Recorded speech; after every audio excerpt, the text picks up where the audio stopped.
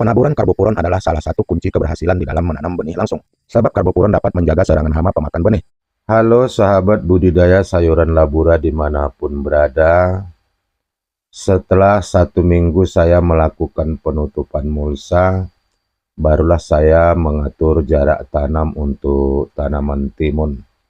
Sebab kalau kita langsung membuat lubang di mulsa ini akan terjadi penguapan pupuk kimia yang kita kocorkan kemarin itu akan berlebihan ya, sehingga pemanfaatannya kurang efektif. Alat yang saya gunakan ini ialah pipa paralon untuk instalasi listrik yang ukuran 1/4 inci ya. Ini saya atur jarak tanamnya 40 cm antar baris. Pipa paralon ini saya beri paku ya untuk sebagai membuat tandanya nantinya, sehingga mulsa dapat berlobang seperti dalam video ini. Pengaturan jarak tanam ini saya melakukan sistem zigzag, makanya pipa paralon ini ditandai ada yang setengah dari 40 cm ya. Alat ukur ini saya buat paku sejumlah 6 buah paku ya. Dan saya buat malnya tali nilon terlebih dahulu, agar dalam pembuatan lubang nantinya akan terlihat rapi dan lurus. Setelah saya membuat tanda di mulsa ini, saya lalu membuat lubang tanam sehari sebelum penanaman dilakukan. Dalam pembuatan lubang tanam ini banyak referensi ya. Kalau saya menggunakan arang batok kelapa yang dibakar lalu dimasukkan ke dalam kaleng cat yang ukurannya sekitar 10 cm ya.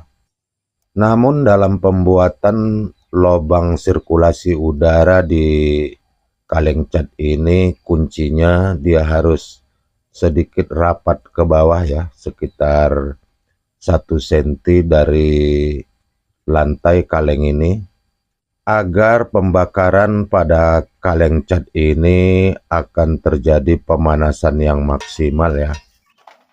Setelah api pembakaran batok kelapa ini mati, langsung arangnya kita masukkan ke dalam kaleng cat yang telah kita siapkan tadinya.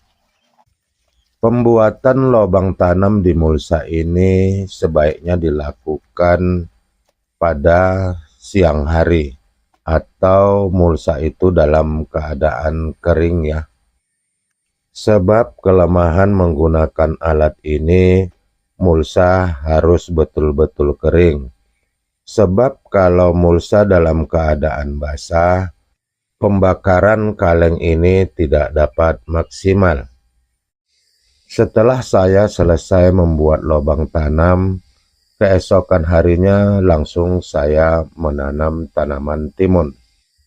Namun di dalam penanaman timun ini perlu Anda ketahui, ketika tanah kelihatan kering, kita harus menyiramnya terlebih dahulu, agar kelembapan tanah dapat terjaga dan mempercepat tumbuhnya benih yang kita tanam. Cara penanaman timun yang saya lakukan persis di tengah lubang tanam yang telah dibuat. Kedalaman benih yang kita tanam kira-kira 1,5 cm dari permukaan tanah. Satu lubang tanam, satu benih.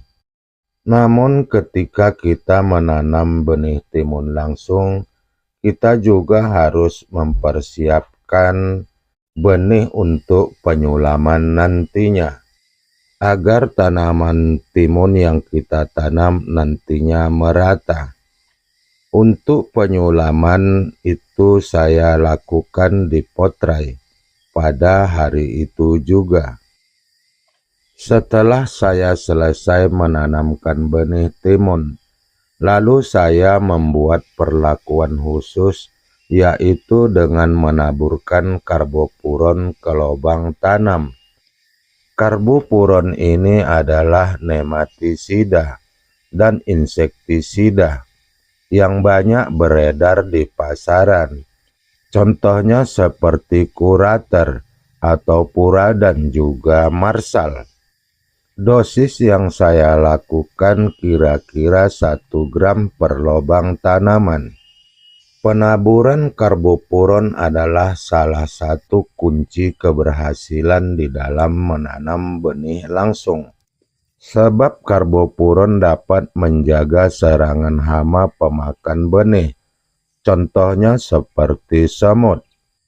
Dan karbopuron juga dapat menjaga serangan hama setelah benih tumbuh, yaitu hama pengganggu tanaman seperti bekicot, juga jangkrik, dan oteng-oteng atau pemakan daun lainnya selama 18 hari setelah tumbuh.